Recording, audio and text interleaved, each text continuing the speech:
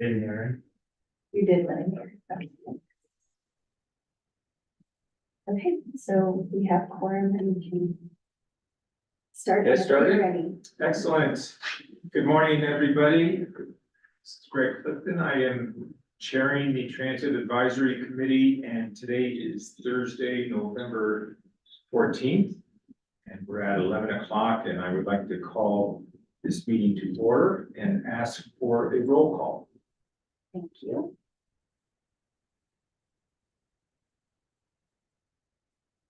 Coconino County, Kim Musselman, excused. Coconino County Citizen Representative, Carol Covington. Present. You, City of Flagstaff, Greg Clifton. Morning. City of Flagstaff, Citizen Representative, Miss Michelle James. Present. Thank you. Metro Plan, Dave Wessel, let me see, someone's trying to come in. No. All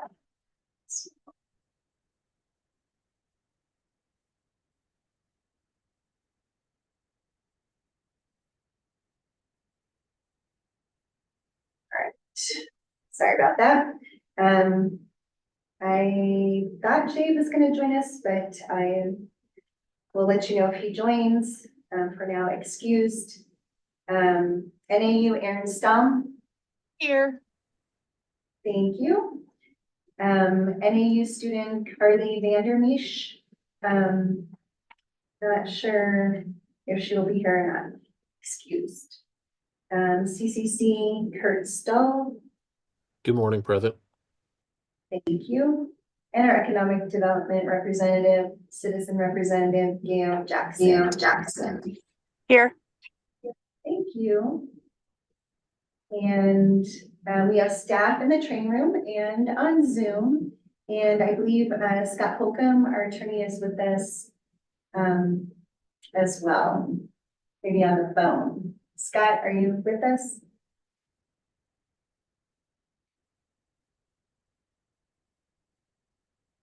Anyway, he does plan to join as well. So thank you very much. And Can you hear me now? yes, yes, we can hear you. Thank you. Yes, good morning. Good morning again to everybody, and thank you, Rhonda, for that. Next, we have our safety minute. Thank you, Mr. Chair and members of the Transit Advisory Committee. November 2nd Safety Minute is on cold stress hazards. Cold weather and environments pose many hazards to employees who work in these conditions. A cold environment forces the body to work harder to maintain its temperature. Each unique situation needs to be analyzed and addressed individually to keep employees safe. Frostbite is an injury to the body that is caused by freezing. Frostbite causes a loss of feeling and in color in the affected areas. It most often affects the nose, ears, cheeks, and outer extremities. Frostbite can lead to permanent damage or amputation to the affected areas. Hypothermia is when exposed to cold temperatures, your body begins to lose heat faster than it can be produced.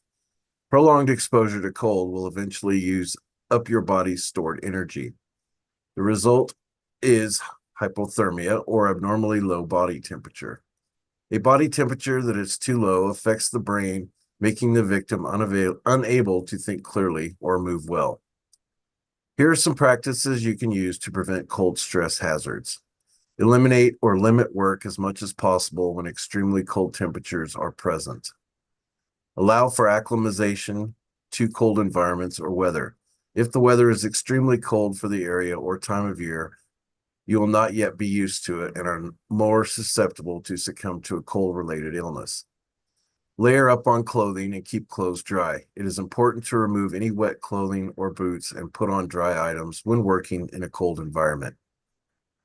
Take breaks in warm areas or vehicles as needed and drink warm beverages to help warm up your core temperature. By using some of these practices, you can help keep yourself and others safe from cold stress hazards this winter. Thank you and welcome to the November Transit Advisory Committee meeting.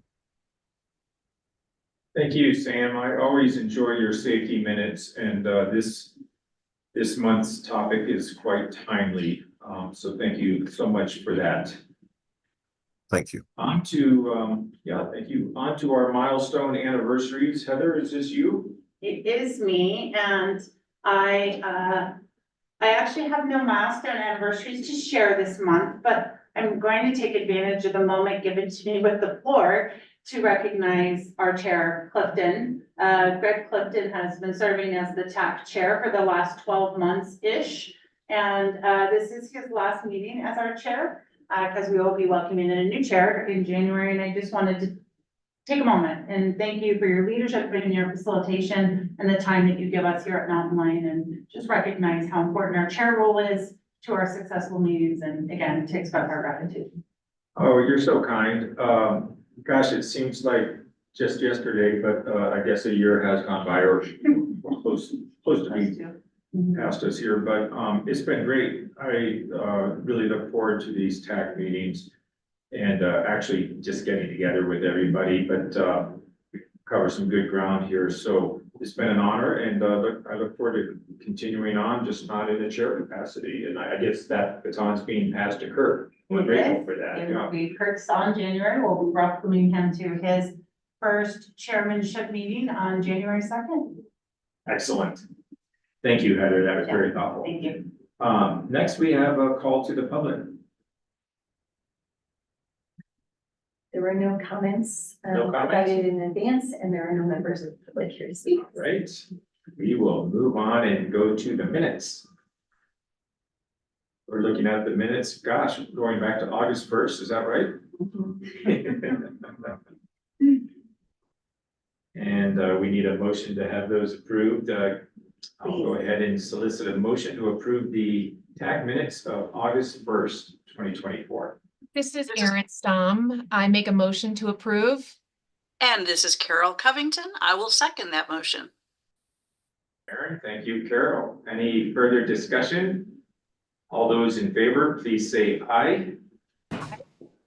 Aye. Aye. Great, we have approval of the minutes, and thank you all. Next, we will review the draft board business agenda.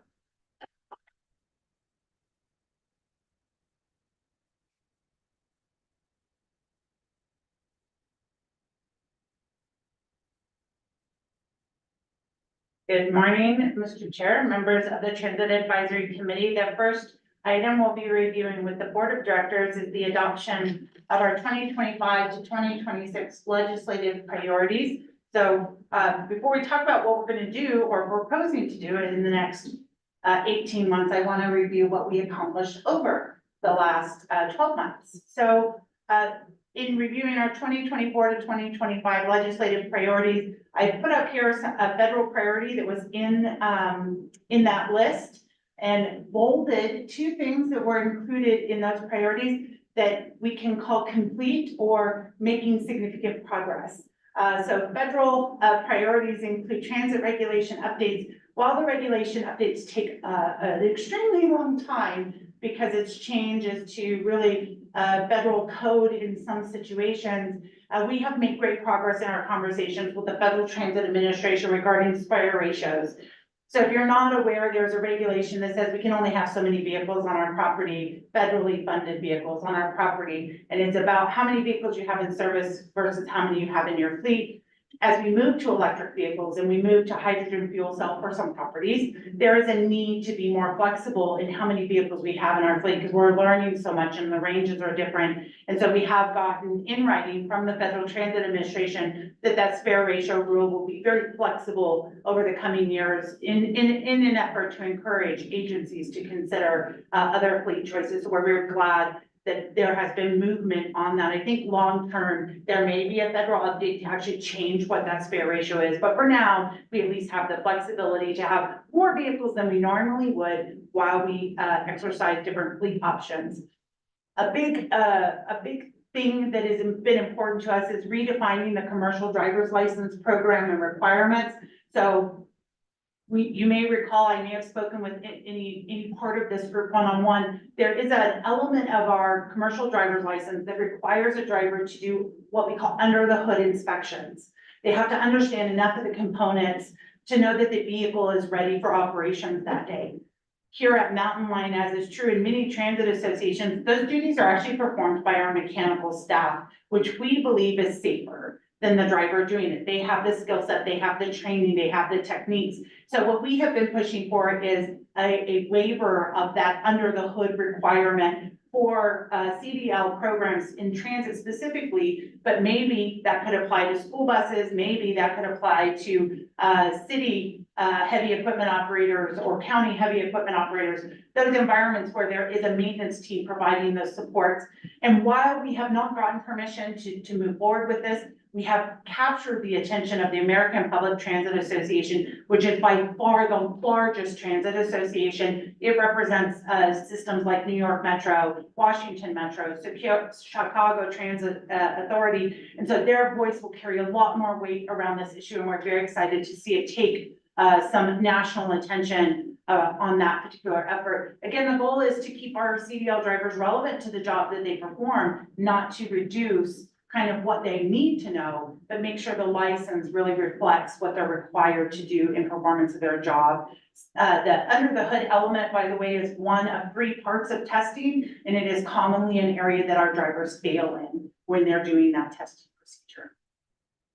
Turning our look from federal to state, a little more locally, a couple of things that we actually accomplished with the state of Arizona that we feel very proud of is we were able to get the multimodal transit division to change some language on how they distribute federal funds to ensure more timely distribution of those funds, more transparency to their process. That actually just came out earlier late in October, early in November, that they have updated the state management plan to incorporate the language that the group of small urbans in Arizona proposed, and we're very excited to see that moving. And then separately, under transit law advocacy, we were successful in getting transit operator assault to be redefined as aggravated assault, and we're grateful to the folks down at the state that supported that bill. It's now been signed by the governor.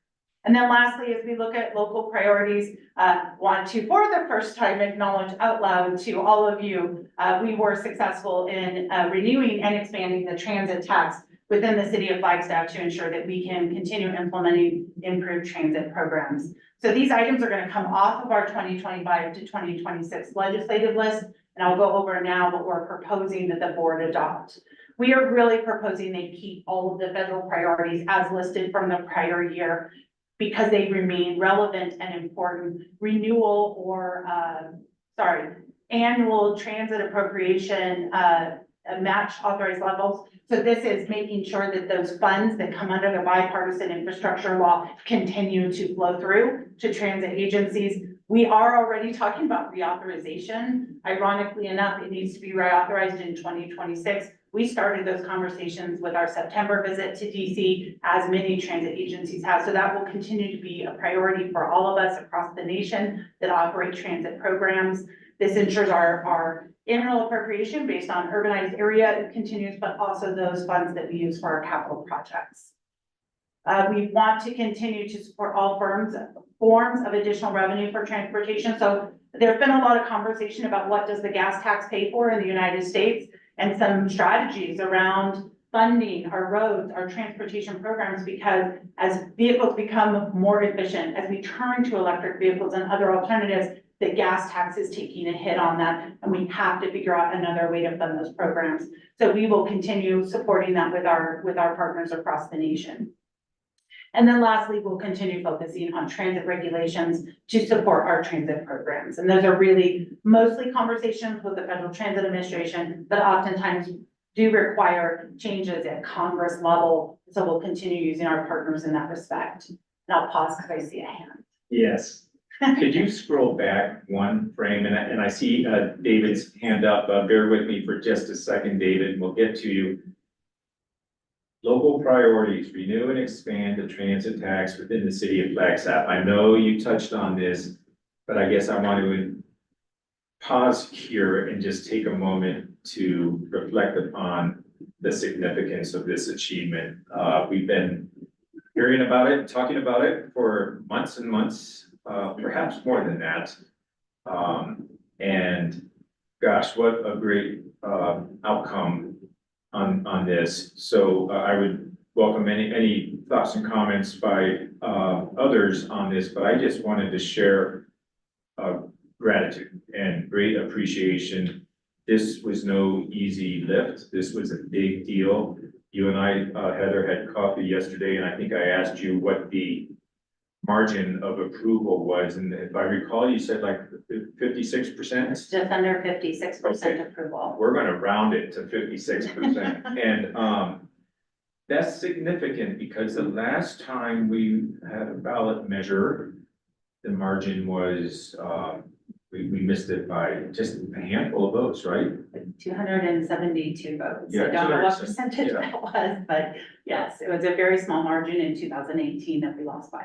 So from where I sit, going from a loss by a small margin years ago, 2018, to a 56% approval rate is significant and really shows a lot of effort and what a great outcome. So to all who were involved, now I'm looking at you, but I know there was a team Whole team. behind, yeah, an amazing thing and way to go. Thank you. Thanks for that acknowledgement. You're right. It wasn't just me. I tell staff all the time, I get the privilege of standing here, but it wasn't just me. And Jackie Leonard, who I think is online, significantly contributed with educational materials and efforts and setting up the meetings and the presentations. But our citizen advisory committee, who met for the last 24 months at different times, helping us define what do we ask, what's reasonable. Lumen Strategies, who really helped us evaluate how do we share information. Fred Solip and Global Local, who did a lot of the initial surveys. So yes, it was a big effort, and we're very glad that we were able to present information to the public that allowed them to feel comfortable in supporting that measure. Yeah, well done, and certainly thanks to those on the citizen advisory committee. So anybody who wants to weigh in on that, but right now I see David's hand is up. We'll go to you, David. Yeah, Mr. Chair, I'll defer to others. I want to speak to this and the legislative strategy. So maybe after others have a chance to speak to the transit tax, I can go. Great, thanks, David. Any other comments, accolades, way to goes from anybody else on the success at the ballot this week locally? Wonderful. Well, thanks for letting me back up and talk about that briefly, and much appreciation. David, back to you. Thank you, Mr. Chair. Accolades are due, and I think this is a great foundation for building towards the future. I've really been encouraged by the trends we've been seeing growing back from the declines from COVID and the growth that we're seeing. And now we have this new financial foundation for transit.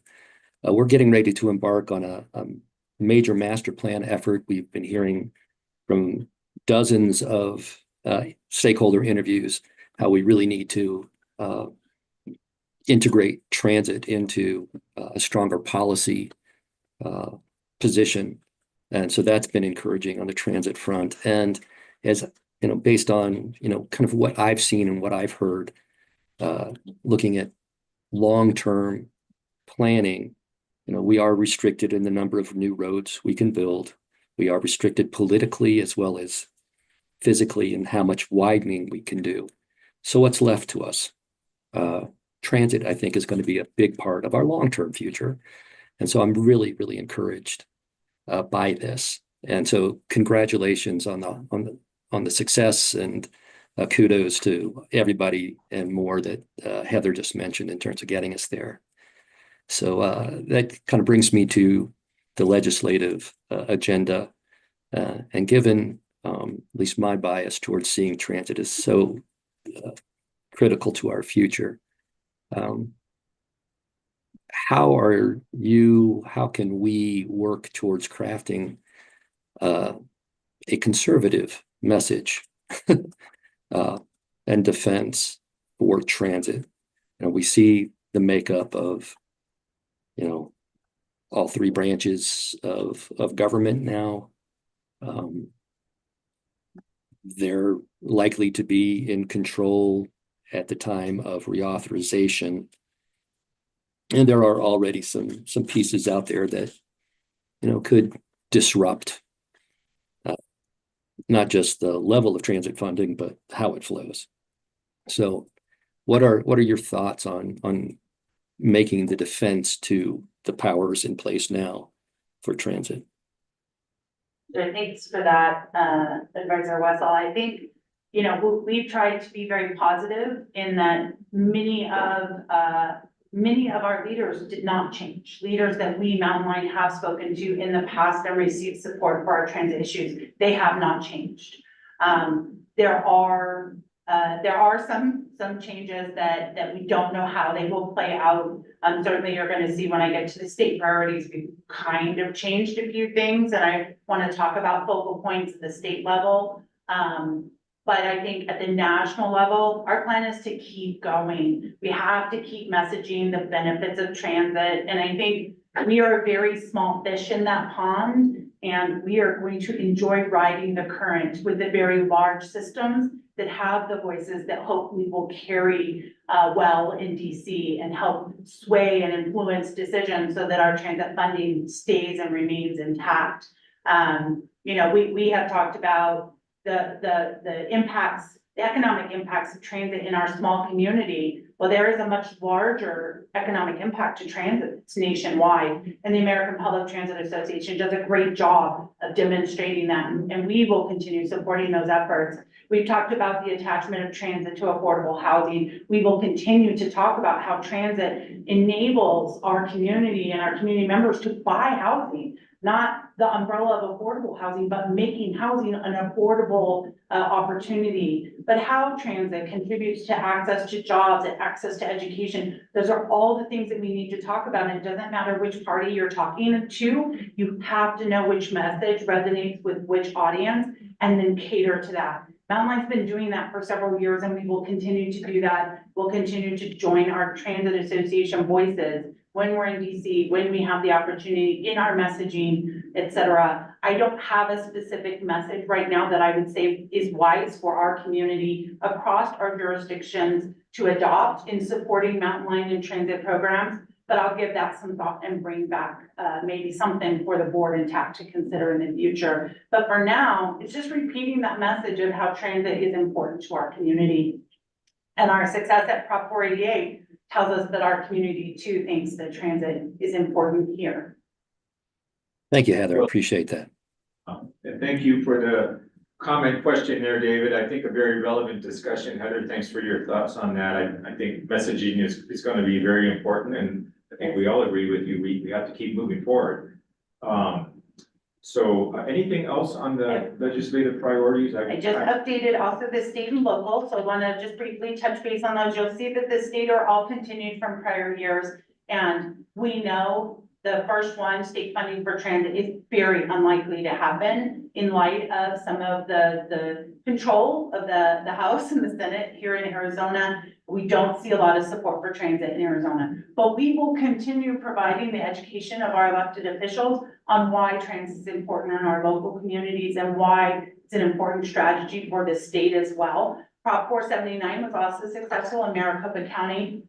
For those of you that are not familiar, that was a transportation tax renewal as well. It supports roads and transit programs. And so that sometimes can resonate more with our elected officials at the state capitol about the impact that we can make. To Dave's point, we're not going to build ourselves out of our traffic scenarios, and we have to be multimodal. And so it's about getting that message there. So I am not changing our state priorities. I'm not proposing that the board change them, but to just continue on our efforts to educate the state.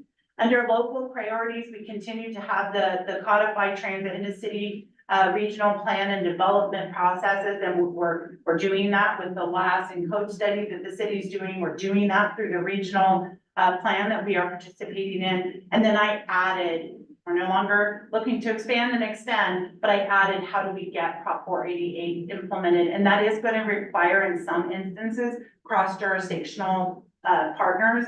meaning I'm gonna need bus stops and 8 out right away, and how do we get there? We're gonna need the assistance of the city on some of our bus stop developments, how do we get there? And so I've added that as a local priority. So with that, these are the priorities I'm proposing the board consider later this month and adopt for 2025 into 2026.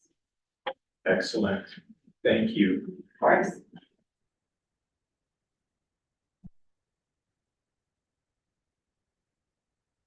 All right, Josh, are you online? All right, so Josh is going to go over the 2025 projections.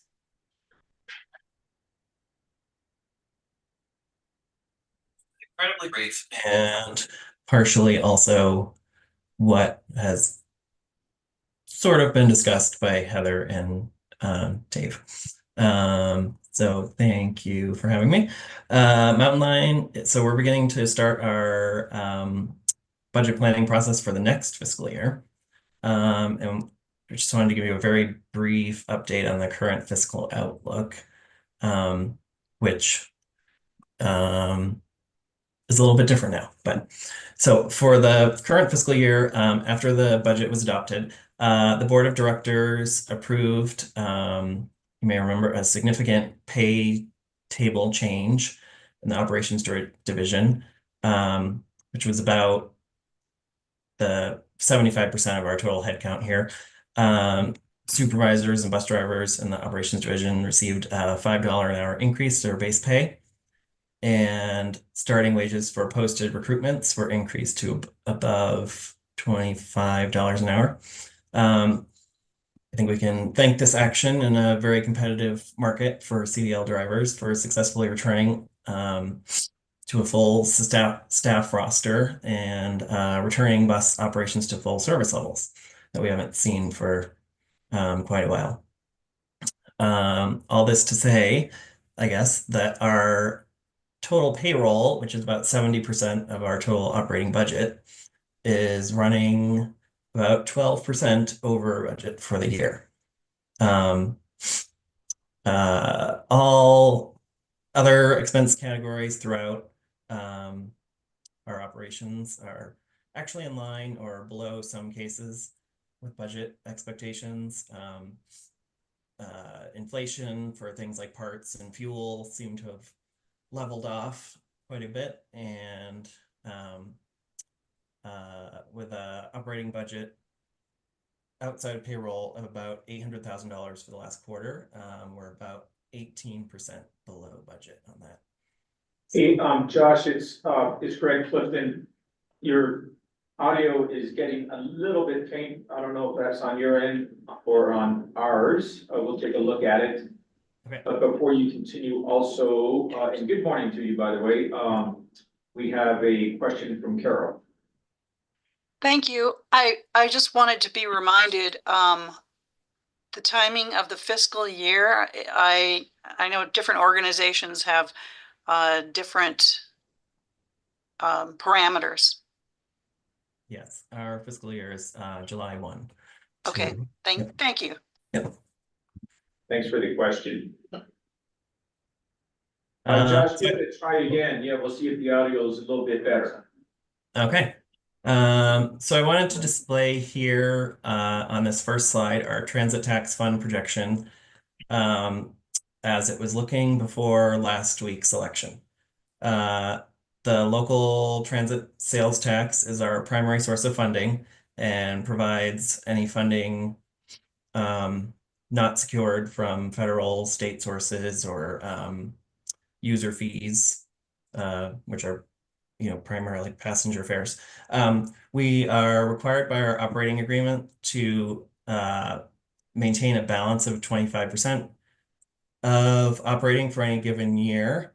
I think it's been discussed a few times in the last year that operating expenses are now sort of at a level that would draw off the fund at a faster rate than would have been replenished by tax proceeds. So the fund was looking at it would not support even like current service levels starting around 2032, and not leaving very much room for, or any room for service enhancements over time. So on the next slide, thanks to the voters for voicing their support for Prop 488 in the election last week, is our revised and much more sustainable tax fund projection. I want to be careful to say that the service enhancements identified for our long-term plans have not yet been fully worked in.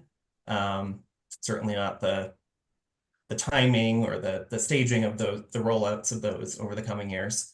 But we look to be on a much more stable and sustainable footing for the foreseeable future. And I don't really have that. I just had a brief update. I don't have anything else. If anybody has any specific questions, I can entertain those.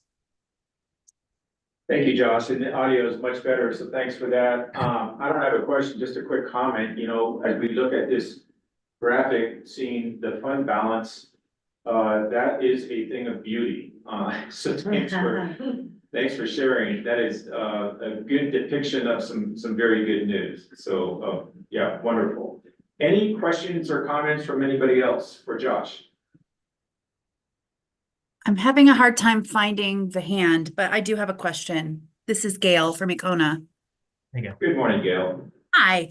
So Josh, I heard what you said about something about that there's not room in this for the service enhancements that the voters approved. Did I hear that correctly? There is now. There was not previously. So okay, so the service enhancements that were outlined in the initiative that the prop that just passed, Yep. it is going to come to fruition, right? We're not Correct. just, okay. Thank you for confirming that. Yeah, thanks, Gail, and thanks for the clarification. Any other questions or comments? If I may. Yes, please. I do want to, and I see Dave's hand up, but if I may, to Gail's point, just a little bit, I want to recognize that the blue line is the Prop 488 new revenue. The red line, which is our agreed upon 25% fund balance demonstration, that is based on today's programs. So that line will also change in the coming years as we go working on an implementation plan to bring back to you all this spring. But you'll see that red line also change as we increase our expected operating cost as we implement new services. I just wanted to acknowledge that. Yeah, and thank you for that. David, back to you. Yeah, and I think to maybe have Heather confirm this, the blue line does not reflect the increased service either. And so that will change as the cost of those services are folded in. Is that right? That is correct. I'll just remind you that Prop 488 did include some money to shore up existing service. So not 100% of Prop 488 was for new services. It was designed to help us shore up what you saw in the prior graph. But yes, the blue line is not reflective of new services being implemented. So we will see both the fund balance requirement and the fund balance itself change as we project which year's service improvements go into place in the coming years. We anticipate the fund balance would go down, right? Because we're spending more money each year. I think I've answered your question, Dave. Yes, thank you. Thank you. Other questions or comments?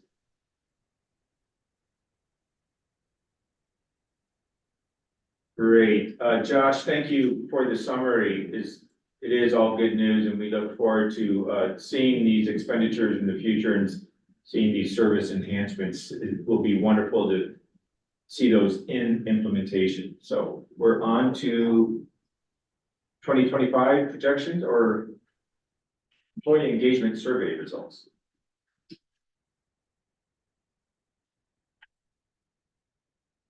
Thank you, Mr. Chair. Thank you. Good morning, Transit Advisory Committee.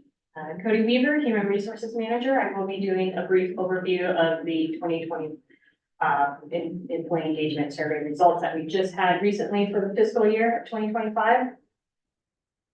And proceed. If there are any questions or comments, please stop me, as I will just be going through and speaking with you on the overview of the results and anything that pops up, please let me know. So as of this year, we had TransPro, who did our survey last year as well. We had about, the survey was conducted in September 2024, and we had about 51 responses. That was a number that was pulled from all departments, and these departments included admin, maintenance, fleet, facilities, and operations. And as many of you know, operations does have transit operators, our drivers. Just want to clarify that as we go through. Last year, we had 49 respondents, so we did go up some percentage in that. I will be talking about employee engagement and mountain line values and open response themes. Those will be the topics that we will go over for today. I just want to notate that we, Mountain Line, do receive a full report and very detailed survey result. Just for this meeting, I have summed it up to a couple of slides to present today. For an employee engagement index, we measure the 4 key elements. Do the employees feel understand what success looks like and how that contributes? Do employees believe they work in a safe environment? Do employees believe they have the resources, tools necessary? And do employees feel their supervisor provide feedback on their performance?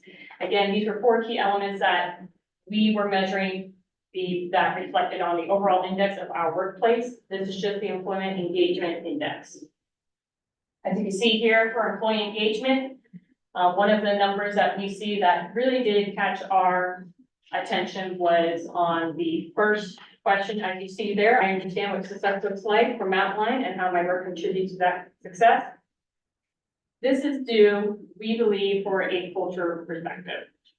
We believe that having the time, helping our team members understand how their work contributes to success scores that is pointed out to us. We, Mountain Line, have to help our team members realize their success and how that contributes to us. During defining each role and understanding how their job contributes to that success and understand what success looks like from one team member to another. For example, we have maintenance looking from a driver perspective. So as you can see, we will be concentrating on that to help our team members understand the work that contributes to not only their success, but also to Mountain Line. As many of you are aware, last year we had a change in our values. We are still measuring the values. I will go ahead and look through. Here we saw one of the top ones that we saw was respect and integrity having lower scores. Now I want to say during this time, we did have a change in team members and management. So this was a cultural change at the time. So we were expecting these scores to be a little bit lower, and we will be working toward and trying to improve these scores into next year. With these scores, it gives us the opportunity to improve these weaker areas and try to see where the problems arise from. Again, I'd like to notate that we have the more defined details of where these weaker points are, but just for the sake of this, these are the areas that we will be concentrating on. These are results overview from the areas of the employee engagement score is 76. I would like to notate that the employee engagement score of 76 is a top number for many agencies. We were told from TransPro that Mountain Line has the highest employment engagement score, which is above 12 to 14 points, as they call it. And this is out of 100. As we can see now that the employees are at least satisfied with compensation. Again, we will be going through that with a comp study that we are currently performing right now. The consistent objectives and timed performance evaluation. Myself and my team have created brand new performance evaluations that we have executed this fiscal year, and we have also implemented quarter evals as well. This is all beginning process that we have started, and we will be seeing more numbers into next year as we move forward. And the being respective when presented ideas to Mountain Line, again, this is an improvement, an idea for us to improve all communication and the culture going forward. These were the responses themes. Now, some of the ones I'd like to point out, some of the running things that we saw was training, communication, support, and feedback. These were all areas that we are aware of our open response themes that we can improve on as Mountain Line. Gives us the opportunity to continue teaching, learning, educating, and giving us the training, the communication, the support, and the feedback. And along with support, as many of you are aware with the tax Prop 488, that will now help us with the support. As we can see, it will help with our support staff of facilities, call center, customer service, more buses, more drivers, more operations supervisors. So within the next year, I believe we will see more response of giving them the training, support, communication, and feedback. And these were also based on the 5 categories presented earlier. 5 categories that we were measured on in the more detailed report was performance, feedback, job satisfaction, management, and employee safety. I would like to conclude that we will continue to see ever-evolving change with any survey, but we will always be working towards the employees. That's always number 1 with us at Mountain Line, is our team members, right? So the conclusion that we saw was we will continue to work on the feedback, support, and engage with all of our staff so that they know their value and the importance of their contribution to their success. And Yeah, thank you, Cody. We have one question or comment from David. We'll go to you first, David.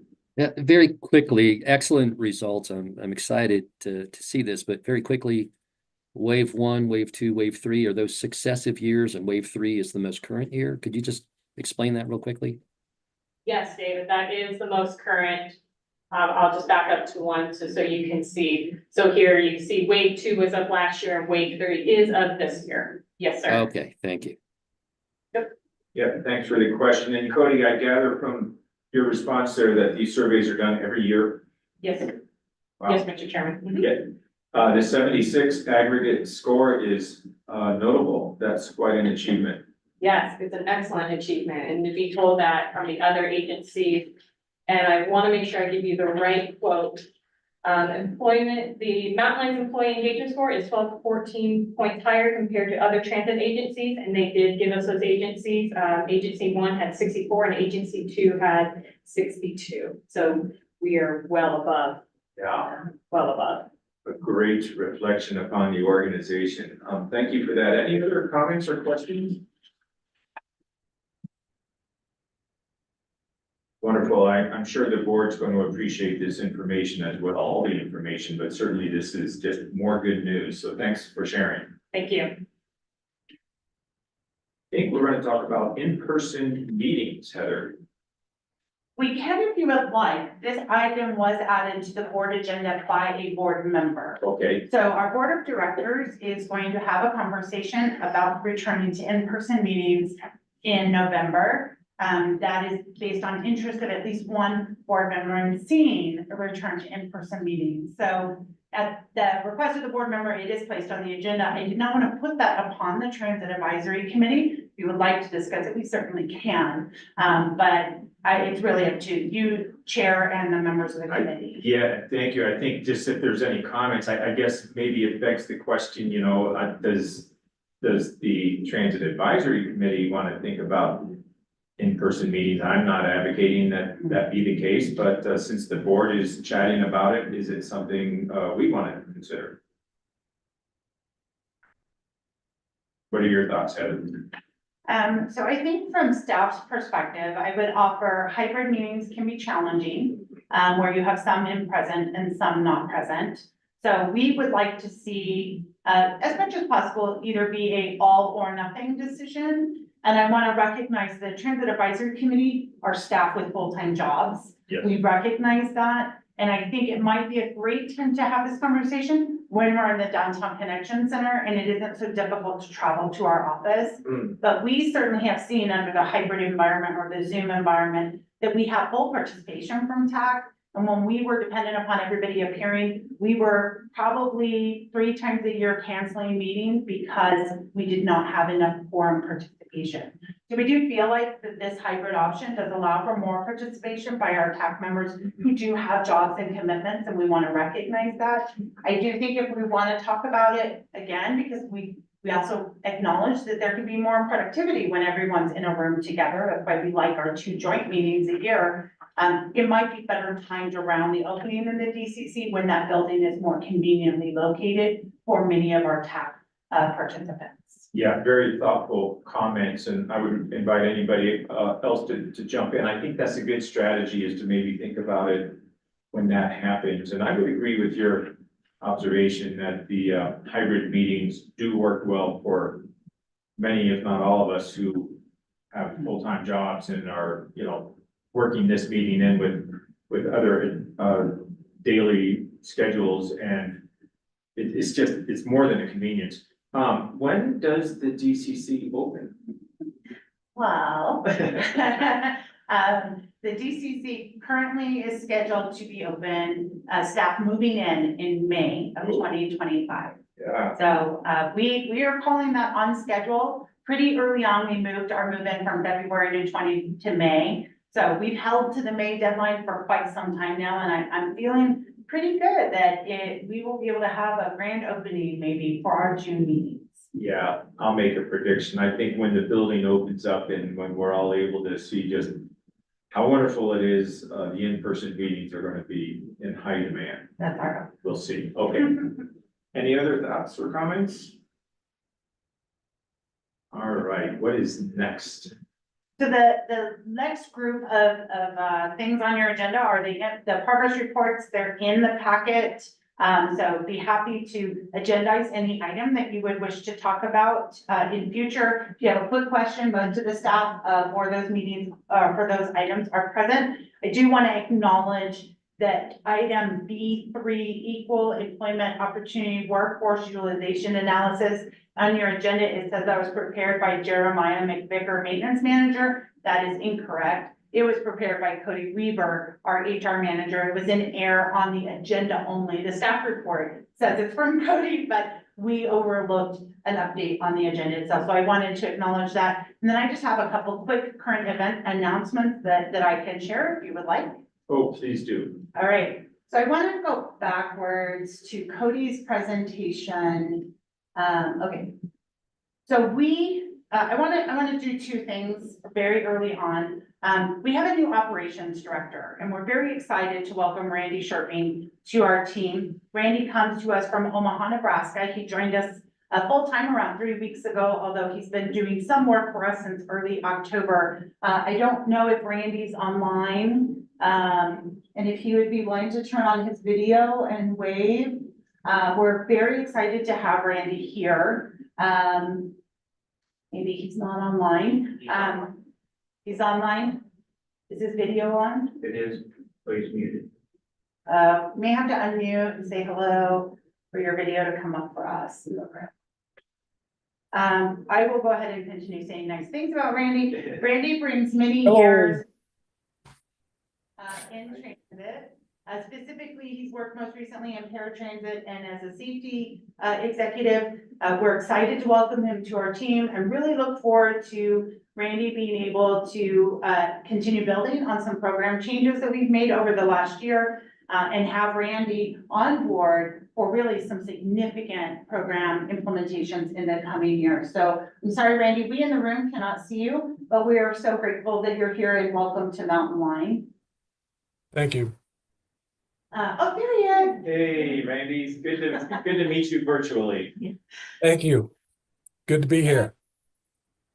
I wanted to go back to these wave 3 responses because as excited as we are to have Randy join us, we are here to announce that Steve Hamlin, who is our contracted operations director, is leaving us as of tomorrow. And Steve has done a significant amount of work here, and I wanted to recognize that. I would be remiss if I didn't. So Steve joined us in March as a contracted operations director when Jim Wagner retired. And our original timeline when we asked Steve to come and do this was July. It's now November, and Steve has just willingly agreed to stay and help us out. He actually intentionally stayed to help onboard Randy, which we are so appreciative of. But ultimately, what I want to share with you is we've really benefited from Steve's experience in the transit industry. He had over 15 years of experience outside of what he's done here for us, and really to bring his outside perspective to what we do here. And I want to point to a comment here, the very last comment on this slide. In the last 6 months, drastic steps have been taken to improve the direction of the company. Mine, as well as other jobs, have been clearly defined with set goals to keep us on track. I'm very satisfied with Mountain Lion and hope to continue furthering my career with the company. I would attribute this comment 100% to the work of Steve and what he has done. Steve, under his leadership, we've stabilized employee engagement and retention, and the satisfaction results that we went through departmentally, our operations division satisfaction has just skyrocketed. And a lot of that is Steve's consistency, the policy and procedure changes. He improved our reporting structure for the team. He brought consistency to our daily supervision. He's enhanced our approaches to zero emission. I could go on and on and on, but I didn't want to miss the opportunity with you and with the board of directors to really acknowledge everything that Steve has done. We are having a farewell party for him tomorrow here for staff as well, but we could not be where we're at right now without Steve. I don't think he is online. Well, even in his absence, I think we'll go ahead and, extend our great appreciation for his leadership. It sounds like he went way beyond the call of duty. Thank you so much for calling that out for us, Heather. And we are grateful to Steve. And likewise, we're excited to welcome Randy into the organization. Randy, you are coming into the organization at a very good time and entering an organization that is on very good footing. So we welcome you and we look forward to working with you. I'm excited to be here, and I look forward to the challenges that lie ahead. It's a fantastic organization, and I couldn't be happier to be here. Thanks, Randy. Thanks, Heather. Thank you. And then with that, I just have 3 quick announcements. On November 1st, we changed the fare for our microtransit program to align it so that it matches what a bus fare costs. So the fares are now the same as the fixed route fares. Fare boxes and fare consoles have been installed on our vehicles that we use for that microtransit service. And riders can now use their day pass, their 30-day pass, their student pass, their eco pass to pay for those microtransit trips. That is a real change that benefited our riders. It provides that seamless transfer from a GO trip to our fixed route system. And the nonprofits in the GO service area are also able to better use the day pass programs that we make available to them.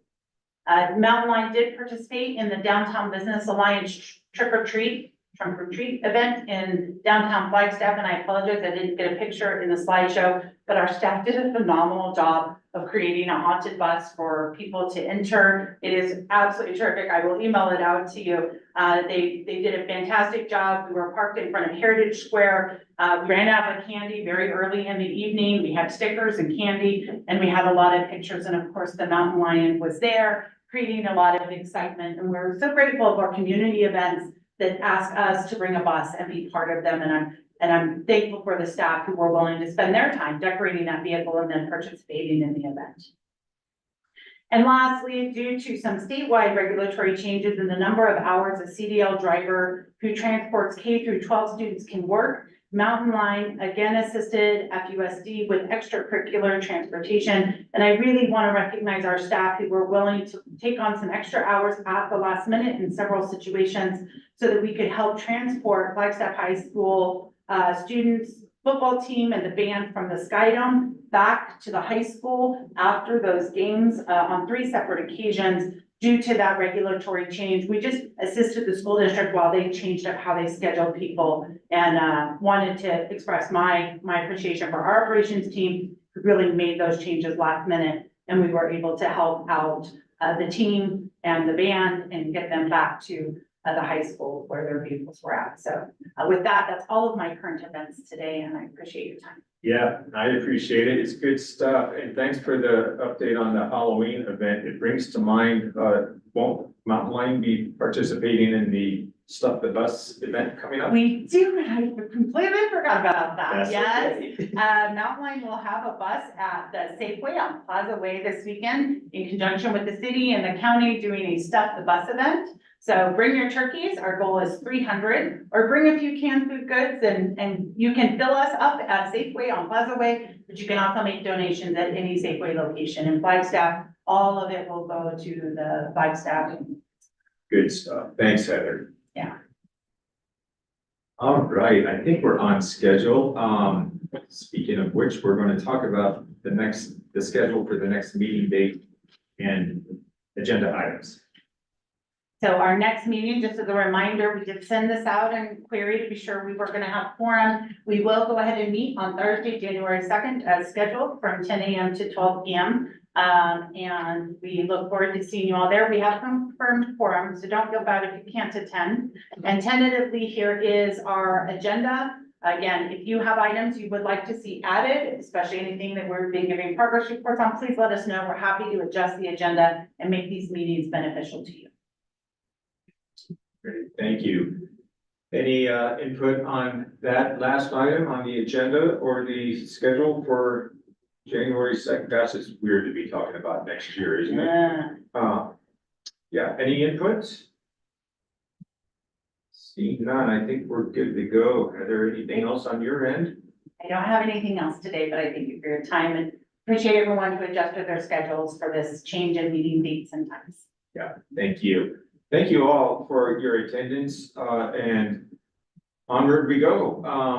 I think with that, we can adjourn. Sir. Thank you.